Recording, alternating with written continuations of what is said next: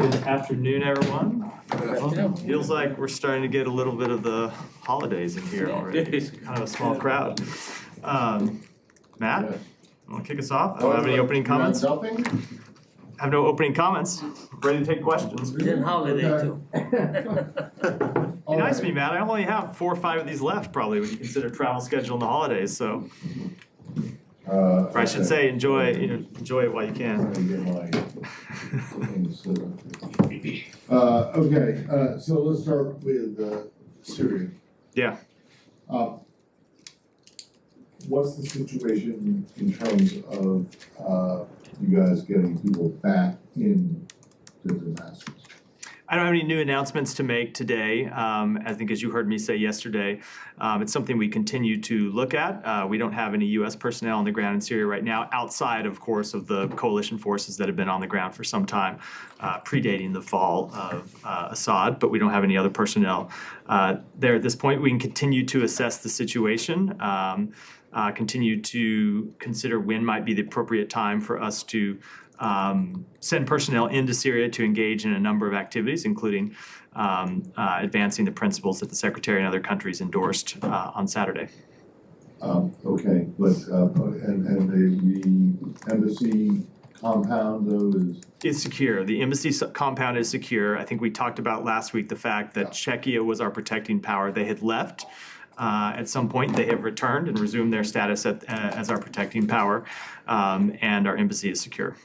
Okay, and in terms of the search hunt for Austin Tice? We continue to pursue every lead possible. As you know, probably, because there's reporting to this effect, there are a number of groups who are operating on the ground in Syria now who are combing through former prisons, former detention sites, gathering as much information as possible. They are providing that information to us, and we are chasing down every lead, but I don't have any update.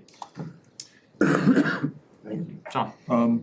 Staying on Syria, can you talk a little bit about the role of Turkey? Obviously, we were just in the region a few days ago, and there are talks with Fidan and Erdogan. Particularly, there's a Wall Street Journal report about fears of that the Turks are amassing forces, and there could be an all-out offensive on some of the Kurdish areas. Can you comment specifically on that, and more broadly, what you're looking for from Turkey right now? So we continue to engage with Turkey about the situation in northern Syria. As you know, we worked out a ceasefire for the area around Manbij. That ceasefire has been holding. It had expired. It has been extended into the end of this week, and we continue to engage with the SDF, with Turkey, about a path forward. As we have said publicly, we do not believe it is in the interest of any party to see increased conflict in Syria. We don't want to see any party take advantage of the current unstable situation to advance their own narrow interests at the expense of the broadened Syrian national interest, and those are conversations we're continuing to have with our Turkish allies. Just to follow up on that, Kobani, you mentioned Kobani specifically. Is that a fear that there could be sort of an assault on that area? So I'm not going to speak to that specifically. But the concern that we have is broader than just Kobani. The concern we have is to any increase in fighting in northern Syria at this point. We understand the very legitimate concerns that Turkey has about the terrorist threat that the PKK poses. We understand the very legitimate concerns that Turkey has about the presence of foreign fighters inside Syria. And so we're talking to them about those concerns and trying to find a path forward. Ultimately, I can say that what we want to see, and the Secretary has talked about this publicly as well, what we want to see is the establishment of a Syrian national government that encompasses all of the various ethnic groups inside Syria, and at the end of that, you don't have any subnational militias, any subnational groups who are carrying arms under their own banner. And as part of that, we certainly think it's appropriate to discuss the expulsion of foreign fighters. So you say you're talking to them about their concerns, and you just outlined what some of those concerns are. I mean, what's the path forward? Is there some sort of, do you see some sort of negotiated settlement, some sort of agreement either involving the U.S. or between the between HTS and the SDF. So I don't want to get into it publicly because this is still a matter of let's say fairly intense diplomatic discussions. We were able to negotiate this ceasefire for Manbij that included the SDF withdrawing to the east of the Euphrates River. We are in conversation with the SDF, and we are in conversation with our allies in Turkey. And I should say, our other partners in the region are in conversation with Turkey about this question as well. This is not just a United States question. And we are trying to work on a path forward that de-escalates tensions. But while we're in the middle of those diplomatic discussions, I don't think I should talk about them publicly. But I also shouldn't understate that this is a challenging issue. It's a very challenging issue. There are long-standing tensions between Turkey and these groups, and so it is not an easy path forward, but it is certainly one that we're pursuing. Just one more, maybe more the sticks and the carrots. I mean, what would be the consequence if Turkey goes ahead with some operation? We saw that in 2019. How would the U.S. perceive that? I'm just not going to deal with hypotheticals at this point. We're in conversation with Turkey about the path forward, and I don't want to get into dealing with kind of an alternative scenario that may or may not occur in the first place. Can I just put a finer point on it? Did the Secretary explicitly warn the Turks not to go into Kobani when he was there? I am not going to get into private diplomatic conversations, but of course they discussed the situation in the north in some detail. Both in the phone conversations the Secretary had with the Foreign Minister before we traveled to the region last week, and in a number of conversations with the Foreign Minister while we were there. As you know, he saw him not just in Ankara, but again in Aqaba, Jordan on Saturday. And then more broadly on Syria, Matt, can you give us any more information about communications with HTS? Has there been any more than the few you referenced yesterday? And have they reacted to the principles that were outlaid in Aqaba? I don't have any further conversations to read out at this point, and I certainly wouldn't want to speak for them in terms of their reaction to the principles that we laid out. I will say, though, that when those principles were not principles that were just endorsed by the United States. Obviously, you saw the Secretary outline them first before we left for the region, but then those were principles that were endorsed by Syria's neighbors, by other countries in the region and other countries around the world. So we certainly think that they're principles that are not advancing the interests of the United States, or not just advancing the interests of countries in the region. They're principles that outline a path forward for the Syrian people, that call for respect for minority rights, call for respect for the rights of women, call for inclusive governance. And they're the type of principles that we believe are important for HTS to show they're committed to if they are truly to lead a government that represents all Syrians. And then on the search for Austin, is Roger still in Beirut? He is in Amman today. And who is he meeting with there? He is, without getting into who he's meeting in detail, the answer I gave to Matt's question about how we are talking to groups on the ground. So Roger has a number of connections in the region. I think I've talked about Roger's approach before, and I know you all know Roger well, so I probably don't need to spell it out. But Roger's approach in dealing with these type of situations is to talk to anyone that has information, to follow any lead that he can, to chase down any potential piece of information, and to leave no stone unturned. And that's what Roger Carstens is doing in the region this week. And are there any plans for him to go to Damascus then to chase those? I don't have any to announce today, but as I said yesterday, notwithstanding the fact that we are not on the ground in Damascus now, and you can understand, I think, some of the considerations we have to take account of before deploying U.S. personnel into a place like Syria. We have obvious security concerns. We have to make sure all of our security concerns are properly accounted for before we could do that. That said, even notwithstanding the lack of U.S. presence in Damascus today, there are a number of groups that we are in contact with that are chasing down these leads for us. The White Helmets are one. There are others who are providing information to us. We have no shortage of resources that we are tapping to get information about the whereabouts of Austin Tice, to run down leads, and to explore information that is provided to us to try and find where he might be. So you may have just answered that this question, but I mean, why isn't he going in? Is there some prohibition? There is no prohibition. We continue to look at when the right time may be to get American personnel into Syria. But when we do that, let me finish. When we do that, we have to make sure that we can do it in a secure way, and that's what we're working through, among other issues that we're working through. But that's Right, one of the but I primary mean, issues this we're would be working through. one guy going in, I mean, with obviously. An American some- diplomat who we have to make sure is properly secured. Fair enough, but is there some prohibition right No. now? No, not at all. So what is it? You don't think it's safe enough? We are working through security issues and other considerations. We have to look. When the United States makes a move like this, it matters. It's something that's watched by the entire world. So we want to make sure we go in at the appropriate time. We want to make sure we do it in a way that's secure. We want to make sure we do it in a way that meets the other missions that Okay. we need to answer when we go into Syria. We're working through all of those issues now. All right, so he was in Beirut, now he's in Amman. Oman. And does he have any, are you aware of any onward travel that he has? None that I can speak to today. All right. Can I just follow up quickly? I was just reading back what you said. Manbij specifically said that the truce has been extended. Could you give details on how that came about? Is there any time period for which it's been extended? So it is extended through the end of the week, and we will obviously look to see that ceasefire extended as far as possible into the future. And it came about through our ongoing diplomatic work with the SDF and with the government of Turkey. The initial ceasefire that was reached last week was brokered through our diplomatic engagements, and not just here at the State Department, but obviously we have coalition forces that operate inside Syria that have long-standing deconfliction mechanisms, in working with the government of Turkey and working with the SNA to try to make sure that forces, including U.S. forces, aren't put at risk. And we continue to work all of those angles to try to calm the situation in northeastern Syria and prevent the outbreak of further conflict. And then one more on Syria. Any comment on the mass graves that have been recently uncovered? Yeah, so, I mean,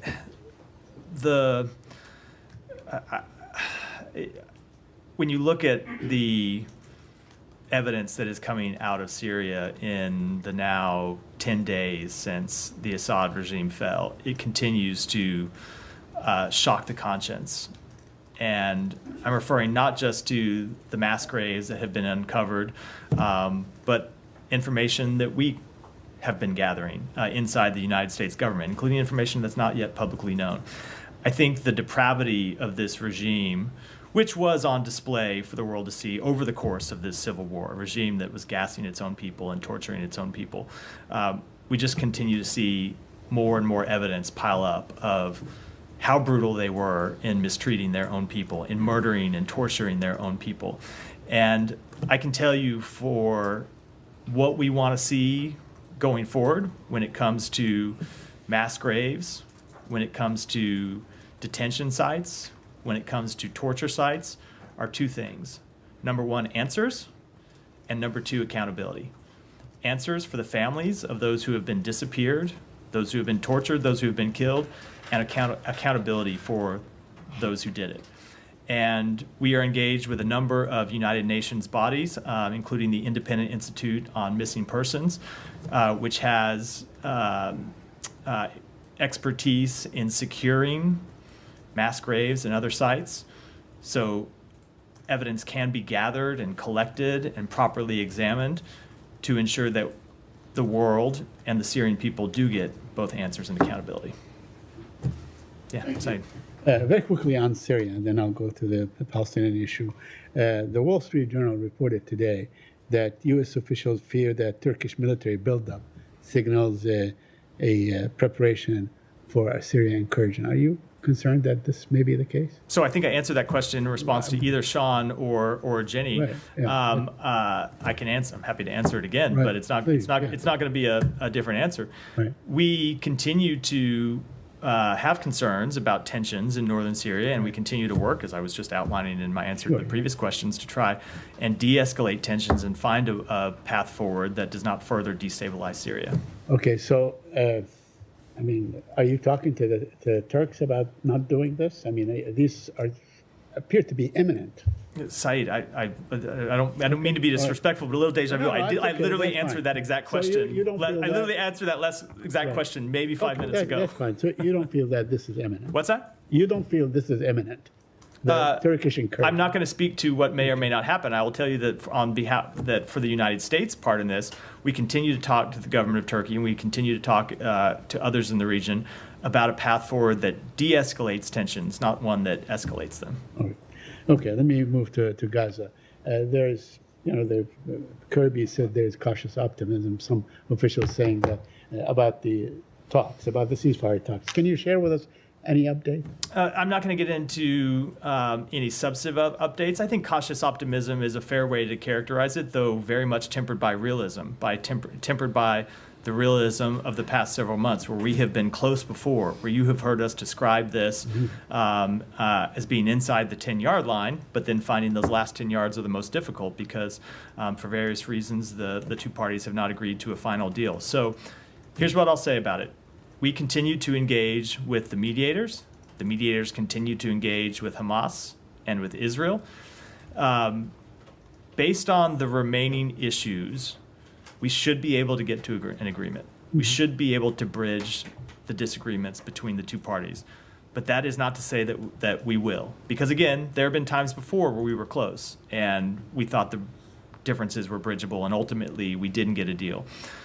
As you've heard me say before, all the United States can do is push and try to come up with compromises, but we cannot dictate to either side what choice they have to make. They have to make those decisions for themselves. All right. Well, the Israeli press, Israel Hayom in particular, reported that, attributed to some Arab officials saying that Hamas has basically agreed to all whatever terms that are in the deal or in the negotiated deal.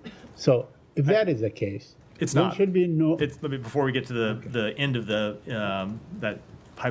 that's not the case. So That is not the case. That is not the case, no. So all right, but it's the Israeli press, so I'm not claiming anything. So if such a deal goes through, it will be like a temporary ceasefire, correct? It will not be a permanent ceasefire. I think you will understand my disinclination to opine on the details of an agreement that has not yet been reached. Should we get an agreement, it'll be public for everyone to see, but I'm not going to talk about what the details are before we get to any such deal. Okay, the fact that the Israeli Prime Minister said that he wants, to sort of preside over the negotiations, does that give you maybe, a clear view of what might likely to happen? I don't know what you mean by that, a clear view. Okay, We have well, a, we, he said- so I'll just say, we he have, said- let me he just say, said that he wants to, he wants to oversee the talks, which means, he has his own, of course, vision of the talks that maybe or maybe not. It may be it may reflect past negotiations or maybe something new. I'm going to decline to comment on what those comments, which I haven't seen in full, mean. I can tell you we take our reading of the talks and where they stand and a possible path forward through our engagement with the parties, where we are in real time going back and forth with the mediators and with the government of Israel about what the final issues are and what concerns they have and how we might deal with those concerns. So I don't need to look at a public comment to have an assessment of where the talks stand. Now, on the Palestinian death toll, yesterday we had last night, 52 Palestinians were killed. The day before, the same number. The day before. Now, I asked in this room a number of times that had this become normalized, and if there is, such a, there's hope for a negotiated ceasefire, should this stop right now? Would you call on the Israelis to end their bombardment of civilians? We are calling a lot of civilians. We are calling on Israel to reach a ceasefire agreement. And that's what we continue to work for. We have not called for them to unilaterally disarm against an enemy that is still committed to the destruction of Israel. Right. We believe there needs to be a negotiated ceasefire that ends this war. We don't believe that Israel should unilaterally end the war while Hamas not only continues to threaten the state of Israel, but still holds citizens of not just Israel, but I will remind you, 7 Americans, Right. 7 United States citizens that continue to be held hostage in Gaza. So no, we don't support a unilateral disarmament. We support a negotiated ceasefire, and we continue to work to try to reach one. But that is One- not one not- more side, one and more, I one do more, think I have to go to promise. the rest of the room. That is not unilateral disarmament. The That's Israelis what? they can fight all they want, but they should stop bombing. Bombing from the sky. They're the only ones that have an air force that continue to bomb people. You're not telling them to stop, their let's say ground troops from doing what they're doing. We're asking you if they could stop aerial bombardment. So Hamas, I'm sorry, when it comes to the tactics that Hamas has been pursuing, Hamas continues to, no, they don't have an air force, but they continue to try and launch rockets against Israel. So I think it's not productive to call on Israel to stand down on any one military tactic. What's appropriate is to try and reach a ceasefire that gets the hostages home and that ultimately alleviates the suffering of the Palestinian people. Thank you. Yeah, Alex. I have a couple of topics, but before I shift, can you clarify the HTS topic? You said yesterday that they're committed to help you locate ties. Have they requested any material support, any intelligence or resources? And what is your level of confidence in? What do you mean, Alex? You know, they are not resourceful enough. Did they request any help from you? Any help in what way? I mean, any resources? I don't understand. I just don't understand what you mean. Do you Hold on. yeah. Let me just. I don't understand what resources we would provide to search inside Syria, a country where we are not currently operating, other than our coalition forces in the eastern part of the country where HTS is in control. So I don't understand the premise. I think. Okay. Moving to Russia, Ukraine. Russia today said that they set their 2025 goal to occupy 4 Ukrainian regions. Can you give us a sort of update on your stated goal of providing congressionally approved aid? How many percentage of it have already been materialized, and how long do you think Ukrainians will be able to fight back with those resources before they run out in 2025? So we believe that the resources that we have already provided them, and that we have that we are still on track to provide them before the end of the administration, give them the equipment, the material they need to fight through the end of 2025. As it pertains to how much of that is out the door and how much remains, these are obviously Pentagon drawdowns or Pentagon stocks. I'd refer you to them to answer that question. And on North Korean soldiers, they report that the number of casualties. Given that, are you observing any new let's say tranche of North Korean soldiers coming from? I don't have any new announcements to make today about new North Korean soldiers that have traveled to Russia, but we continue to assess that's a possibility, but it's not something we've seen as to date. We have, as I said yesterday, seen North Korean soldiers deploy to the front lines in Kursk, and we have seen them sustain casualties, both killed in action and wounded. Thank you. I have 2 more on South Caucasus. Azerbaijan, there's a trial today. They started basically the court hearing against Farid Mehralizadeh, Radio Free Europe reporter. You did address his case previously.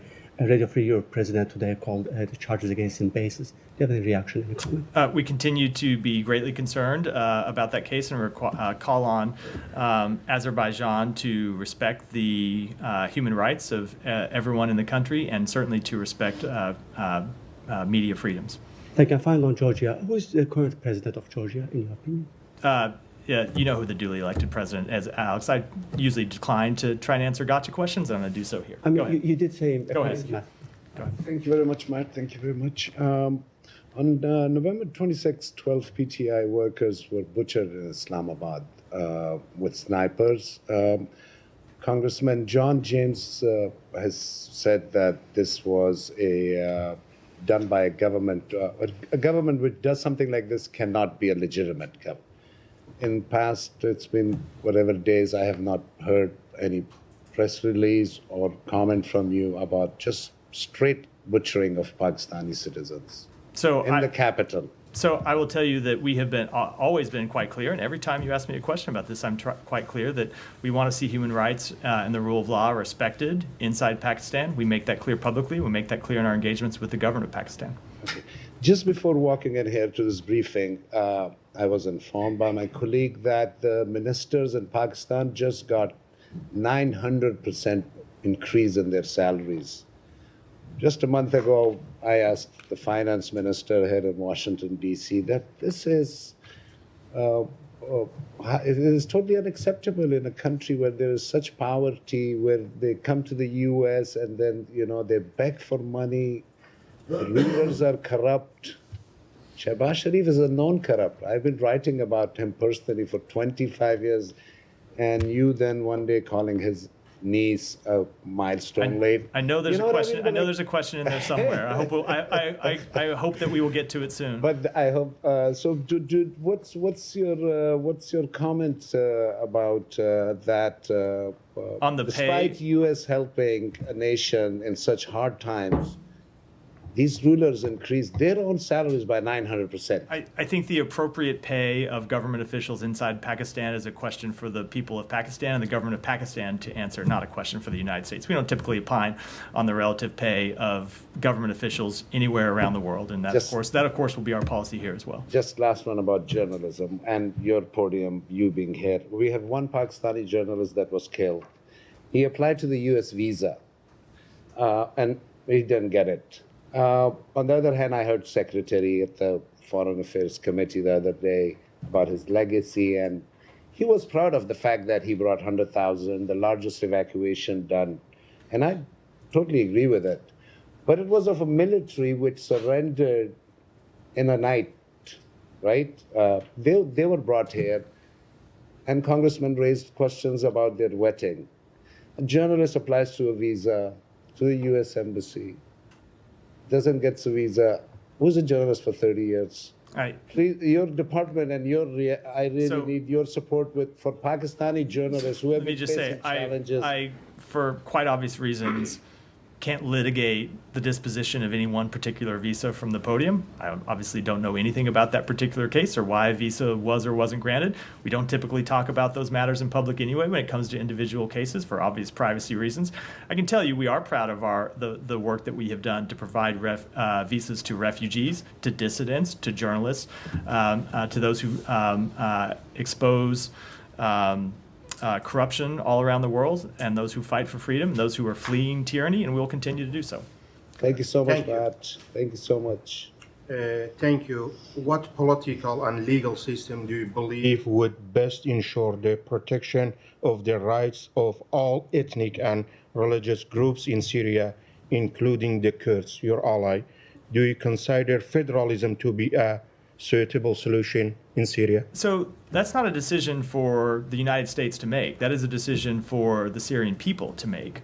One of the things that we have been incredibly clear about, I was going to say since the fall of the Assad regime, but really when you go back to the adoption of UN Security Council Resolution 2254, the thing that it called for was for the Assad regime to actually deal with the aspirations and demands of the Syrian people, something that he never did, and it's the chief reason for his downfall today.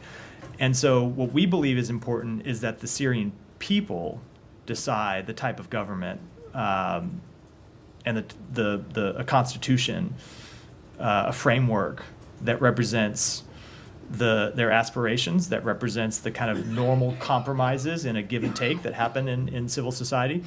And so when you see us outline principles, chief among those principles is that the path forward needs to be inclusive of all the Syrian people, that it needs to be transparent, and that it needs to be accountable, and ultimately give the Syrian people the right to answer those very legitimate questions. Following question. Do you continue to support the Kurds as your ally in Syria? Yes, we do. Can I just get back to Russia-Ukraine? Yeah. The killing, the appears to be an assassination of the chemical weapons chief, General Krylov. Want to see if, first of all, the Kremlin is saying that Ukrainian allies are to blame for this. Do you have a response specifically to that, or more broadly to his killing? I don't have any assessment on that explosion. I can tell you that the United States was not aware of it in advance and was not involved. And do you have any view on his killing, and was he a legitimate target, regardless whether the U.S. was involved? I don't have an assessment. It's not something that we were involved in. Obviously, he was a general who was involved in a number of atrocities. He was involved in the use of chemical weapons against Ukrainian military. It's something the United States has publicly assessed before, that the Russian military under his in a unit under his command has used riot agents in violation to this individual incident. I don't have any comment. Okay, just a very different topic. Could I ask you, you've obviously spoken quite a bit about military aid to Israel. Dawn, the activist group founded by the late Jamal Khashoggi, is announcing a lawsuit saying that the U.S. is violating the administration is violating the Leahy Act, the Leahy laws when it comes to military aid to Israel. I know it's probably a pending case, but do you have anything specifically to say about it? No, I wasn't aware of that case, but in any event, I defer to the Department of Justice, who typically requests that we not comment on cases that they're going to have to respond to in court. Thank you so much. Recently, influential advisor to Dr. Yunus, who was portrayed on US soil as the mastermind behind Prime Minister Hasina's downfall, made a controversial social media post advocating for the expansion of Bangladesh territory by annexing part of India, including West Bengal, Tripura, and Assam. Such remarks could pose risk to the regional stability in South Asia. Given the individual very close to associate with Dr. Yunus, does the U.S. government view this statement with concern, and would it consider advising against such rhetoric to support peace and stability in the region? You know, I will admit I wasn't aware of that comment. I don't know anything about it other than you reading it to me now, and I'm going to follow a general rule that when I've not seen a comment and seen it in its proper context, I'm going to decline to comment on it here. Definitely. Thank you so much. And I have another two short question. One is about given the Bangladesh International Crimes Tribunal ban on former Prime Minister Sheikh Hasina's speeches, which appears to violate constitutional right and suppress of free speech. Your comments on that? I don't have any comment on that. And on the press freedom, sure. last Yeah, question. yeah, sure. Yeah, there are over 30 journalists who are jailed for last over 60 days without even getting any bail. And already a committee to protect journalists, Reporters Without Borders, and many human rights organizations already sent their petition and letters, and also sent by the European Union ambassadors they made to Dr. Yunus. Will you send any statement to get them at least the bail, because they are in the jail and they are in condemned cells, actually? So we have been consistent in dealing with this matter with the government of Bangladesh, and that is to make clear to this government of Bangladesh, as we made clear to the previous government of Bangladesh, that we believe media freedoms ought to be upheld, the freedom of the press ought to be respected, and that such cases ought to be dealt with consistent with the rule of law and respect for the press. Thank you so much. Finally, can I ask on China? You said last one last time. I'm so sorry. Go ahead. It's almost Christmas. Go ahead. Thank you. That's the final. How do you assess the imposition of sanctions and sanctions between nations like China visa restriction on U.S. personnel and U.S. visa restriction on Chinese individuals in terms of their compliance with international law? I'm not sure how to answer that. Give it to me again. That China imposed visa restriction on U.S. personnel, and also did. I see. You're referring to the visa restrictions that they imposed last week. First of all, I'll tell you, I'm not aware of who they imposed those visa restrictions on. It's hard for me to comment on them. I can tell you that it will not deter us at all from taking the appropriate actions to hold China accountable for its concerning behavior across a wide range of areas, as we have done since the outset of this administration. Thank you so much. Happy holidays. Yeah. My first question, does the USA still put like this $10 million as a prize for Al-Julani, or it's not longer valid? Like you put a prize for $10 million on Al-Julani. Is it still valid? Or? It is. So if hypothetically someone arrested him and give him to the military base in the USA, he or she's gonna take the $10 million? I'm not going to deal with hypotheticals, but the rewards for justice, the reward that we issued through our Rewards for Justice program is still valid and outstanding. Okay. You should also make clear that the reward can't be claimed by a government official. Yeah, correct. So if you send someone in to Syria and he or she meets with Julani, I didn't think the suggestion was look, when it comes to information about his whereabouts, I think at this point his whereabouts are well known. We don't need reports from government officials. Exactly, but I mean, no one from the government is going to get the 10 from our government. Yeah. Yeah. No, I would be surprised if a State Department employee applied for that reward. Yeah, okay. My second question, like you mentioned to Mr. Said about that Hamas like hosted 7 American so far. Like today in this event, like Dawn supported like Palestinian family to sue Department of State for not applying Leahy law. Like Mr. Charles Palha, he's a former director for security and human rights in Department of State. He mentioned Aisha Nouri case, and he said from his expertise that based on this law, if any like case like this, like Aisha Nouri, USA should, according to the law, to suspend like the aid until the final decision. And we saw like Israeli, according to CNN conclusion and many other organizations, they killed Shireen Abu Akleh, the former American Palestinian journalist for Al Jazeera. And now with Aisha Nouri, there is a kind of consensus and conclusion from multiple different organizations, human rights law, etc. They accusing like Israel. And they mentioned as well, even George Paul, that you haven't ever applied Lee Hall. You didn't suspend any military aid hold to on one second, Israel. just because it is taking a while to get to the question. This is all in reference to the lawsuit that was filed that I was asked about earlier? No, like I'm asking, like why USA in like didn't take Aisha Nouri case and Shireen Abu Akleh case seriously and suspended military aid to Israel. We have taken those cases. And they are American.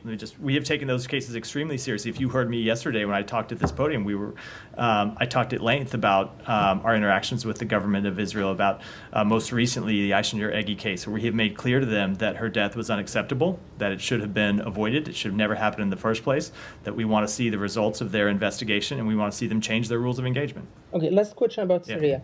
What the measurement, not timetable, measurement that should the new authority or like HTS, they have to take so USA like remove them from the terrorist group, like the measurement, not like just the principle. So, the principles show you exactly what we are looking to measure against, and that is an inclusive process moving forward. That is ensuring that Syria is not a base for terrorism and does not pose a threat to its neighbors. It's ensuring that humanitarian aid is allowed into Syria, and it is ensuring that the rights and freedoms of all the Syrian people are respected. We've laid those principles out. I think we've spoken to them pretty clearly. One of them normalizing with Israel or not? What's that? One of the condition is normalizing with Israel. No, is this not a condition? No, if you just look at the principles, they're pretty well outlined. We talk about the fact that Syria should not pose a threat to its neighbors. Israel is one of its neighbors, so is Lebanon, so is Iraq, so is Jordan. But normalizing relations, no, that's not one of the conditions. Go ahead in the back. Sure. Thank you, Matt. The Arakan army has taken control of the Rakhine state and Bangladesh-Burma border. How you're assessing the situation and the fate of the Rohingya refugees? So we are following this development closely. We remain concerned by the conflict and its potential to undermine regional stability and security. Helping resolve the Rohingya refugee crisis remains a priority for us. The people and government of Bangladesh have shown generosity in hosting Rohingya refugees who have fled persecution in Burma, and we will continue to work with Bangladesh to support Rohingya and members of other vulnerable communities from Burma who have taken refuge there. And a follow-up on Bangladesh. The interim government head, Nobel laureate Dr. Muhammad Yunus has declared the general elections will be happening late 2025 or early 2026. How do you see the declaration of like the general elections? Let me take that back and get you an answer to it. Yeah. On Iran. Sure. Forgive me if you've been asked this earlier, but there's an Iranian-American journalist, Reza Valizadeh, who apparently was sentenced to 10 years in prison. He used to work for Radio Farda, the U.S.-funded Persian language outlet. Can you confirm that sentence, and does the U.S. have any reaction? So we are aware of the reports that Reza Valizadeh has been sentenced to 10 years in prison in Iran. We strongly condemn this sentencing and call for his immediate release and the release of all political prisoners in Iran. The Iranian government has repeatedly suppressed press freedom through threats, intimidation, detentions, forced confessions, and the use of violence against journalists in Iran. And we remind U.S. citizens of the warning on our website that has existed for years and years, do not travel to Iran due to the risk of kidnapping and the arbitrary arrest and detention of U.S. citizens. And his nationality, or is he a permanent resident? He's a dual U.S. citizen. Oh, he's a dual dual U.S. citizen. citizen. Yeah, dual citizen. Matt, a while ago you said that the conflict channel for Gaza would meet sometime in early December. Have they actually met? They have not met. The meeting had to be rescheduled. It's happening early next week. And what commitments are you looking for beyond what's already been think Are I'll- there new commitments? So we want to get access to information about a number of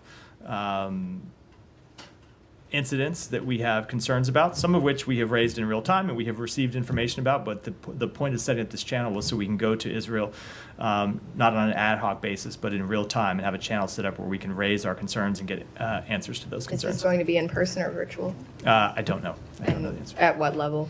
Assistant Secretary level. So Barbara. No, but another assistant secretary. One of the assistant secretaries who, well, I'll leave it at that, at the assistant secretary level. Go ahead. Thank you very much. So when you said you have ability to engage with the organizations like HTS and other terrorist organizations, so can we believe that in past you have engagements and conversation with that terrorist groups, even when you have active military operations against them, specifically Afghan Taliban, ISIS, and Al Qaeda? Yeah, we have the ability. So I'm not aware of any engagements with Al Qaeda, but we do have the ability to engage with designated terrorist groups when it is in our interest. We have engagements with the Taliban to advance United States national interests, and we have engagements with HTS to advance United States national interests, including, of course, finding and returning home the American journalist Austin Tice. Thank you. Then it's been reported that State Department officials had some meetings with some Pakistani officials who've been in Texas for a meeting with a jailed Pakistani prisoner. She had charges attacking U.S. personnel in Afghanistan province Ghazni. That is Afia Siddiqui, serving 86 years prison in Texas jail. So question is, President Biden last week pardoned many of prisoners. Some of them were top priority prisoners having spying charges. So with the Afia Siddiqui matter, previously U.S. raised Shakil Afridi matter in exchange of prisoners. So is there any legal challenges you have, or you have priorities? What is difference and what is hurdle you have? In what sense? I don't. Regarding the Afia Siddiqui case. Yeah, no, but what do you mean in terms of legal challenges? Legal challenges, like in past you asked Dr. Shakil Afridi exchange of Dr. Afia Siddiqui. Yeah. So is that still conditioned with Pakistan? I would refer you to the Department of Justice to speak to that. One And last. Let me go to Nike, and then we'll wrap for today. Matt, I would like to ask a question. One of the worst humanitarian crises now in Sudan that has received very little attention. Do you have anything on Human Rights Watch report that says Sudanese RSF is accused of rape and sexual slavery? And I asked this because I understand Secretary is going to New York this week, and one of the topics will be Sudan. Yeah. Talk about where we are. You were right that there is no conflict in the world that deserves more attention and gets less from the broad public than the ongoing civil war in Sudan, which has had just horrific effects for the Sudanese people. Lack of access to food, war crimes and atrocities committed by both the SAF and the RSF. I can tell you that Secretary Blinken will be chairing a session of the United Nations Security Council on Thursday in New York to continue to draw attention to the crisis in Sudan, but also to push for a way to resolve it. As you know, we have been pushing for some time for a ceasefire, and the parties have been willing to agree to that at various times. One party or the other was somewhat more forward-leaning, but ultimately both sides have refused to agree to a ceasefire that would end that conflict. We continue to push for broader humanitarian aid, short of getting a ceasefire that can get us on a path to ending the conflict. We believe the most important thing that you can do is to at least try to alleviate the suffering of people on the ground. And so you have seen us flow millions and millions of dollars in humanitarian assistance into Sudan, and we'll continue to do that, and we'll have more announcements to make in that regard, and we'll continue to work with donors around the world to try to bring more humanitarian assistance in to the people who are suffering from this conflict that they did not start, but they are the ongoing victims of. And with that, wrap for today. Thanks, everyone. Thank you so much.